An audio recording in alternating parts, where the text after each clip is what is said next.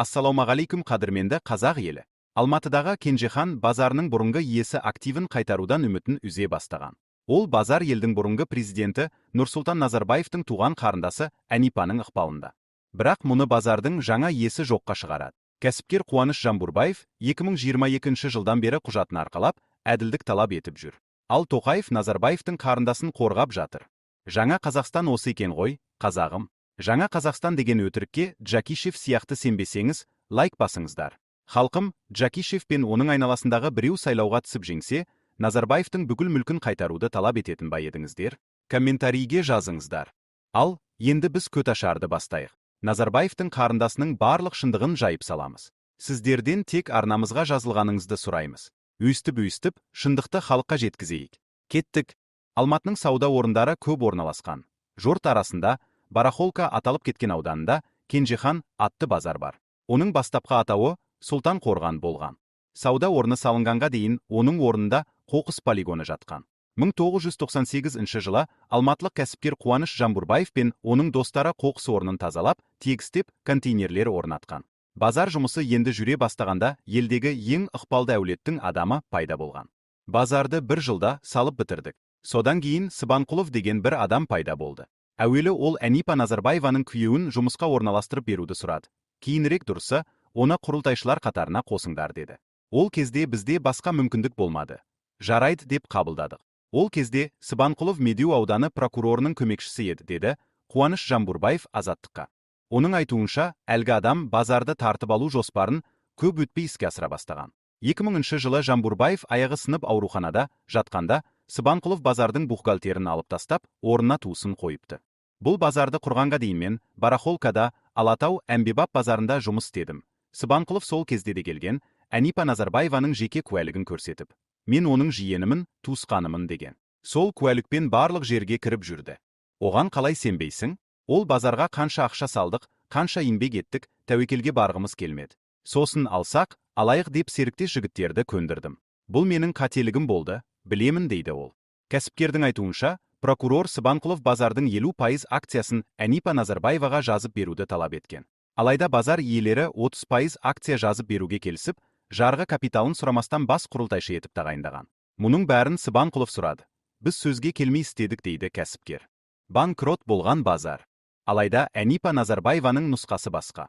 Ол тергеушілерге бізге қосыл деп кәсіпкер Жамбурбаевтың өзі ұсыныс жасап келді деген. Базардың бұрынғы иесінің шағымымен осы оқиғадан 20 жыл өткен соң 2022 жылғы мамырда ірі көлемдегі алаяқтық бабымен іс қозғалды. Істе Әнипа Назарбаева қорғалуға құқығы бар куәгер. Ол тергеу кезіндегі беттестіруде бұл іске прокурор Сыбанқұловтың қатысы барын жоққа шығарған. Әнипа Назарбаеваның тергеу кезінде берген жауабынан үзінді. Қуаныш Жамбурбаевпен 1999 жылы таныстым. Ол кезде маған өзі келіп, базар ашып жатырмын, бірге жұмыс істесейік деп ұсыныс жасады. Ұсынысына келістім, содан араласа бастадық. Оған еш өшпенділігім жоқ. Ернат Сыбанқұлов пен Қуаныш Жамбурбаев арқылы таныстым, нақты қай кезде екені есімде жоқ. Онымен туыс емеспіз. Ернат Сыбанқұлов менің сыныптасымның баласы екенін кейін білдім. Сұлтан Қорған ЖШ-ні банкрот деп тануға менің ешқандай қатысым болған жоқ. Бұл шешімді сот шығарды. Сұлтан Қорған ЖШ банкрот деп танылғаннан кейін Кенжехан ЖШ-ні құрдым. Мен жалғыз құрылтайшысы болдым, және базардың да атын Кенжехан деп қойдым. Кейін Алматы қаласының әкімдігі арқылы базардың жер телімін жалға алдым, сосын оны сатып алдым. Кәсіпкер Жамбурбаев базардың банкрот болуы кездейсоқ емес деп санайды. Өз атына жазып алу үшін Назарбаеваның қасақана әрекеті дейді. Жиен бе, сыныптастың баласы, ма? Назарбаеваның жеке куәлігін ұстап жүрді делінетін Ернат Сыбанқұловтың прокурор болғаны рас. Ол өзін Назарбаевтардың жиенімін деп таныстырса, Әнипа Әбішқызы Сыбанқұлов сыныптасымның баласы дейді. Ол 1973 жылы Алматы облысы Кеген ауданында туған. Прокурордың көмекшісі қызметінен Қазақстанның бас көлік прокуроры лауазымына дейін өрлеген. Базар құрылған 1998 жылы Медеу және Түрксіб аудандарында прокурордың орынбасары болған. Кейін Алматы, Жамбыл, Атырау облыстарында прокурор қызметін атқарды. 2017 жылы Қазақстанның бұрынғы президенті Нұрсұлтан Назарбаевтың бұйрығымен 3-ші сыныпты мемлекеттік әділет кеңесшісі шенін алған. 2019 жылдың сәуірінен 2022 жылдың шілдесіне дейін Қазақстанның бас көлік прокуроры болды. Бас прокуратура дерегінше, оның бұл жұмыстан кетуіне басқа қызметке ауысуы себеп болған. Бірақ қандай қызметке ауысқаны ашық айтылмаған. Бас прокуратура Азаттықтың Ернат Сыбанқұлов прокуратура құрылымдарында әлі де жұмыс істей ме? 1995 жылдан бергі құқық қорғау органдарындағы қызметі бойынша қандай да бір тексеріс жүргізілді ме? Деген сұрақтарын жауапсыз қалдырды. Оны жеке дерек, мемлекеттік құпия деп атады. Қызметкердің жазбаша білдірген келісімінсіз оның дербес деректерін үшінші тарапқа беруге жол берілмейді. Оған қоса дербес деректер және оларды қорғау туралы заңның 42 бабының 5 тармағына сәйкес қызметкердің жекесінде және есепке алу құжаттарында қамтылған мәліметтер мемлекеттік құпияларға жатады делінген бас прокуратураның Азаттыққа жауабында. Орган Сыбанқұловты қызметкер деп атағанына қарағанда, ол әлі прокуратурада істеп жүрген болуы мүмкін. Дегенмен мұны нақты айту қиын. Бірақ бір белгілісі, інісі Ержан Сыбанқұлов 2022 жылдың тамызынан бері Жетісу облысы прокурорының орынбасары қызметін атқарады. Ол да мансап жолын ағасымен қатар Алматы қаласының аудандарынан бастаған. Тергеуге шақырылмаған Сыбанқұлов. Ернат Сыбанқұлов ірі көлемдегі алаяқтық бабымен қозғалған істе тергеуге шақырылмаған. Тергеу бір жылға жуық жүргізіліп, іс 2023 жылы сәуірде қылмыс құрамы жоқ деген себеппен тоқтатылған. Жәбірленуші кәсіпкер істің соңына жетпеуіне лауазымды адамдар ықпал етті деп есептейді. Жамбурбаевтың сөзінше, тергеу кезінде Сыбанқұлов базарға ешқандай ақша салмағанын мойындаған. Алайда, оны бәрібір тергеуге шақыра алмаған. Тергеу жүріп жатқанда, Назарбаевамен қоса барлығын сұраққа алды ғой. Сол кезде ол базарға ешқандай ақша салмағанын мойындады. Сосын Сыбанқұловты да тергеуге әкелуі керек болды. Бірақ тергеу оны әкеле алмады. Өйткені ол прокурор, бас прокуратура қызметкері, оған қоса тергеуге қысым жасаған болуы керек, іс жабылып қалды. Оны іске ешбір жолмен тарта алмады. Біз бұл соның әрекеті болды деп болжап отырмыз. Менің ойымша, сол генерал шенімен прокуратурадағы байланыстарының арқасында бұл істі жауып тастаған. Куәгер Ернат Сыбанқұлов неге тергелмеді? Әлде оны тергеуге шақырмады ма? Азаттықтың бұл сұрағын Алматы прокуратурасы да, полиция департаменті де жауапсыз қалдырды. Департамент дерегінше, істі 2023 жылы тергеуші тоқтатқан, ал Алатау ауданының прокуроры тергеудің шешіміне келіскен. Кәсіпкер Жамбурбаев аудан прокурорының бұл әрекетіне келіспей, бірнеше жерге арыз жазғанымен, талабы қараусыз қалған. Істің тоқтатылуына бас прокуратурада қызмет атқаратын жоғары лауазымды тұлғаның ықпалы себеп болды ма? Полиция департаментінің істі тергемей тастауына жоғары тұрған органнан берілген қандай да бір нұсқаулық ықпал еткен болуы мүмкін бе? Деген сұрақтар да жауапсыз қалды. Қаңтар қырғыннан кейінгі кездесу. Кәсіпкердің айтуынша, қаңтар оқиғасынан кейін Әнипа Назарбаева өзін қаскелеңге шақырған. Бәрін қалпына келтіруге келіскендей тарасқан. Бірақ көп ұзамай базар сатылып кетіпті. Ол бізді өзі шақырды.